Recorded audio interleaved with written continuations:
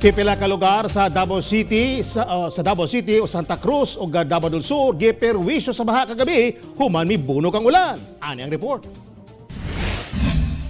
Dili na mapuslan pa ang mga bugas, feeds o uban pang mga baligya diyang misulod ang tubig baha sa tindahan ni Princess Lambong sa Santa Cruz, Davao del Sur. Sa Astorga proper sa Santa Cruz gihapon, pipila ka mga residente wala dayon makahakwat og gamit tungod sa kalit nga pagsaka sa tubig. Pipila ka appliances ug gamit ang nabasa ug nangaguba.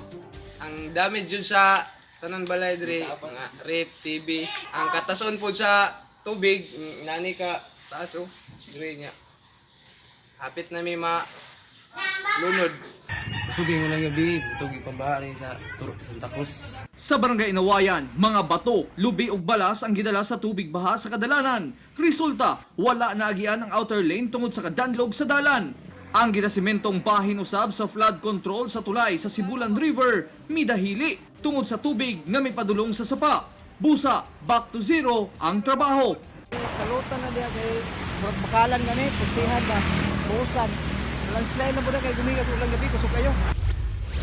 Samtang sa Davao City, sa kuha sa buhangin pulis, ilang gitabangan ang mga residenteng stranded nga makatabok aron mahatod sa ilang mga panimalay. Human, gibaha ang barangay sa San Vicente sa Buhangin District. Nalunupan sab ang Buhangin Underpass, gumikan sa naguba na sab ang water pump. Mga landslide prone areas o kini sa mga flood prone area nga magpinantayon ta kay nood sa gonson ang mga ulan. So nga naikusog nga pagbunog sa ulan and delikado ang ila ang bentang ilang ipuyan kung continuous gyud ang heavy downpour. Sa General Santos City, gipahimuslan sa mga kabataan ang pagbunok sa ulan ug nanggawa sa ilang mga panimalay aron mga ligo. Dugay-dugay na kuno nga wala nakagawas ang kabataan tungod kay bawal tungod sa pandemya. Ang Zamboanga Peninsula lakip na expected sa subsargents areas of Davao Region. Adunay mga pagkatagkatang nga pagulan, pagpanidog, pagpangilat, epekto sa maong low pressure area.